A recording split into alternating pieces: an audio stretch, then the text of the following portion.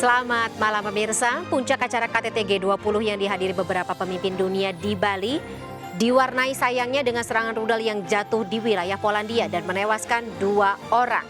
Sementara itu sebagai presidensi G20, Joko Widodo menegaskan perang harus dihentikan untuk pemulihan ekonomi dunia. Bersama saya Fani Imaniar, Anda menyaksikan MNC News Prime.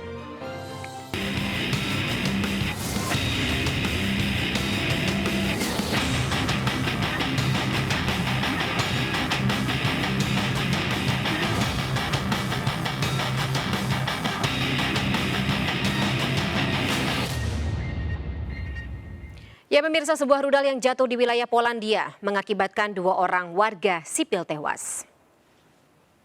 Kementerian Luar Negeri Polandia menyebut sebuah rudal buatan Rusia terjatuh di desa Przewodo yang terletak dekat dengan perbatasan Ukraina. Rudal itu dilaporkan meledak hingga menewaskan 2 warga Polandia. Kementerian Luar Negeri Polandia belum menjelaskan lebih lanjut jenis rudal atau dari mana rudal itu ditembakkan. Sedangkan Presiden Andrzej Duda menyatakan belum ada bukti jelas yang menunjukkan siapa yang menembakkan rudal itu. Meskipun ia menegaskan rudal tersebut kemungkinan besar buatan Rusia. Tapi informasi terbaru dari para pejabat Amerika Serikat menyebut kemungkinan besar justru ditembakkan oleh pasukan Ukraina. Rudal itu ditembakkan oleh Kiev saat menghalau serangan rudal Rusia. Belum ada tanggapan resmi dari otoritas Amerika Serikat maupun Ukraina terkait laporan dari Associated Press tersebut.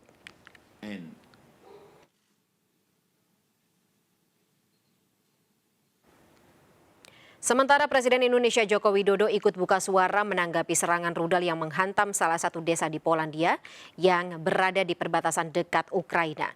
Jokowi menyayangkan insiden yang menewaskan setidaknya 2 orang tersebut dan meminta semua pihak untuk tetap tenang dan tidak meninggikan eskalasi tensi. First, I regret the incident in Poland.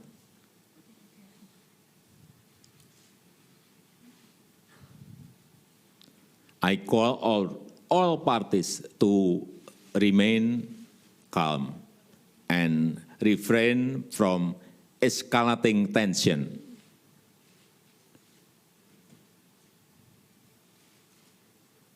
I always state that war will only bring devastation. Therefore, we must stop the war. And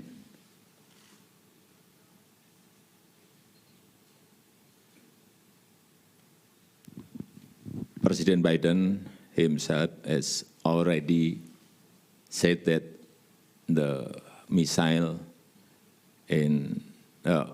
is unlikely coming from Rusia. Ya, untuk membahas peristiwa yang terjadi ironisnya tepat di hari terakhir pelaksanaan KTT G20. Kita akan bahas lebih dalam pemirsa bersama dengan para narasumber yang sudah bergabung bersama saya malam hari ini. Ada Bobi Adityo Rizaldi selaku anggota Komisi 1 DPR Republik Indonesia. Radityo Dharma Putra selaku pengamat kawasan Rusia dan Eropa Timur FISIP Unair. Serta Pak Hamid Awaludin selaku Dubes Republik Indonesia untuk Rusia tahun 2004 hingga 2007. Selamat malam Bapak-Bapak. Malam. Baik. Terima kasih. Selamat malam. Terima kasih atas waktunya bersama kami malam hari di MNC News Prime. Sayang sekali ada kejadian atau katakanlah peristiwa yang harusnya ini bisa menjadi apa ya, katakanlah KTT G20 ini menjadi pesan yang membawa visi misi Jokowi untuk menghentikan perang, tapi sayangnya peristiwa ini terjadi tepat di hari terakhir pelaksanaan KTT G20.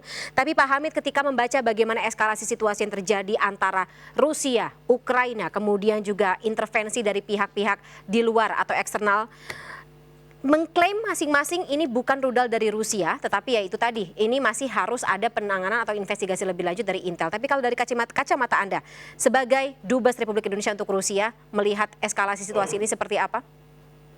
Saya sependapat dengan Biden bahwa sampai sekarang itu masih most unlikely itu dari Rusia. Kenapa?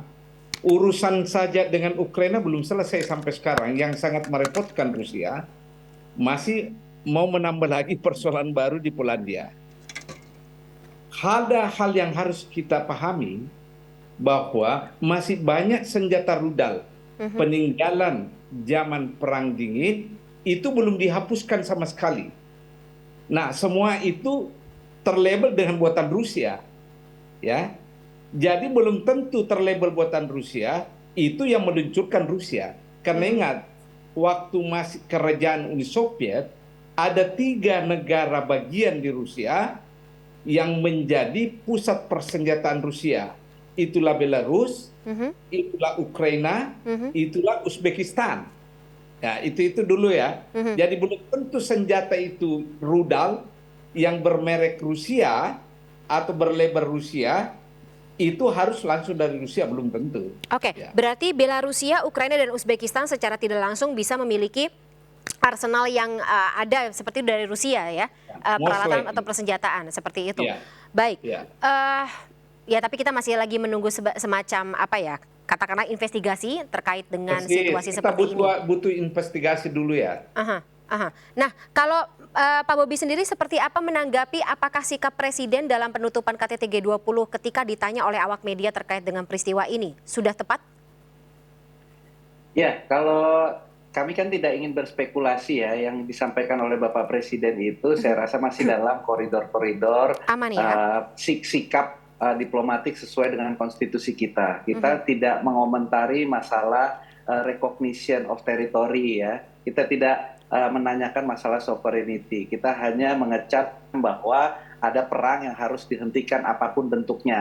Nah, itu dari situ dulu, dari aksi diplomatik yang disampaikan dalam G20 ini. Dan kita lihat akhirnya kan isu Rusia dan Ukraina ini bisa secara normatif dimasukkan di dalam salah satu poin yang akhirnya bisa membuat leaders declaration atau komunike yang tadinya seminggu sebelum ini pun banyak diragukan oleh pihak-pihak di luar bahwa akan sulit tercapai kesepakatan. Jadi ya apa yang disampaikan oleh Bapak Presiden merespon hal ini dan juga terkait dengan sudah disahkannya deklarasi, saya rasa itu suatu hal yang kami dukung sebagai parlemen. Langkahnya sudah tepat seperti itu ya? Iya, betul. Baik, Mas Radit, ini apa ya namanya, ada pergerakan lagi atau dinamika yang terjadi lagi ketika komunika sudah dihasilkan, sikap Indonesia juga sudah jelas, tapi kalau melihat seperti apa ke depannya, kira-kira perdamaian yang dicita-citakan ini apakah bisa terlaksana dalam waktu dekat seperti itu? Repotnya walaupun rudalnya kita belum tahu dari siapa, tapi tensinya jadi meningkat. Ini yang jadi masalah itu. Sergei Lavrov bahkan sampai pulang duluan ya? Ya, dan Polandia juga sudah merespon, mereka sedang menginvestigasi, ada kemungkinan akan mengaktifkan konsultasi dengan NATO. Jadi terlepas dari rudalnya itu apakah dari Ukraina, dari Rusia, dari manapun, apa yang terjadi saat ini itu berpotensi meningkatkan tensi. Apalagi itu sebetulnya kelanjutan dari serangan ratusan rudal di hari sebelumnya. Jadi itu sebuah momen yang tidak terputus ya. Jadi dia melanjutkan apa yang terjadi di hari pertama sebetulnya. Dan yang kalau pertanyaannya adalah apakah lantas itu berdampak pada potensi perdamaian? Ya tentu berdampak dalam artian dia membuat tensinya saat ini menjadi meningkat kembali. Tadi pagi negara-negara G7 sempat bertemu, lalu siang ini waktu Polandia harusnya negara-negara NATO juga akan bertemu para duta besarnya. Jadi kita perlu lihat apakah lalu akan ada gerakan-gerakan lagi ke depan. Nah, kalau melihat ya dalam beberapa jam ini apakah gerakan atau katakanlah sekutu antar sekutu tersebut sudah mulai terlihat? Seharusnya belum, karena tentu Amerika Serikat juga tidak mau ya, negara-negara lain tidak mau tiba-tiba mengaktifkan, misalnya ada banyak diskusi tentang mengaktifkan artikel 5 NATO, melindungi negara-negara yang tergabung di dalamnya. Malah mereka tidak mau langsung melakukan itu. Mereka harus investigasi dulu, seperti yang disampaikan Pak Hamid tadi. Investigasi betul, karena jangan sampai lalu dia memicu perang yang lebih besar gitu kan. Selama ini itu yang dihindari oleh anggota NATO. Jadi dilokalisir ini hanya Ukraina dan Rusia. Karena perangnya sekarang bukan hanya agresi militer ya, katakanlah dalam dunia nyata real seperti itu, katanya juga ada perang hybrid. Ini yang juga disampaikan oleh mantan Presiden Rusia Dmitry Medvedev. Mungkin ini saya juga minta katakanlah perspektif dari Pak Hamid mantan Presiden Rusia ini mengatakan bahwa rudal tersebut ditembakkan oleh Ukraina dan ini berarti secara tidak langsung Barat yang menginisiasi perang hybrid untuk melawan Rusia. Bagaimana Pak Hamid tanggapan Anda? Saya kira masih terlampau dini semua ini spekulasi ya. Oke. Dmitry Medvedev sendiri yang mengatakannya Pak Hamid. Apapun yang dikatakan pemimpin Rusia yang berkaitan dengan Ukraina sampai sekarang, pasti Ukraina selalu jadi dianggap sebagai biang. Karena kondisinya kondisi perang. Ya, harus ada investigasi yang komprehensif tentang ini untuk meredakan ketegangan. Ingat ya, Polandia itu anggota NATO, sensitif sekali posisinya dalam percaturan politik internasional, sangat sensitif posisi itu. Dan sebelum ini kan Polandia itu memang sasaran tembak dari Rusia di masa lalu, ketika langsung bergabung dengan NATO. Ya, tapi anyway, menurut saya apapun yang dikatakan pemimpin Rusia, don't take it for granted yang berkaitan dengan Ukraina. Karena Ukraina pasti selalu disalahkan.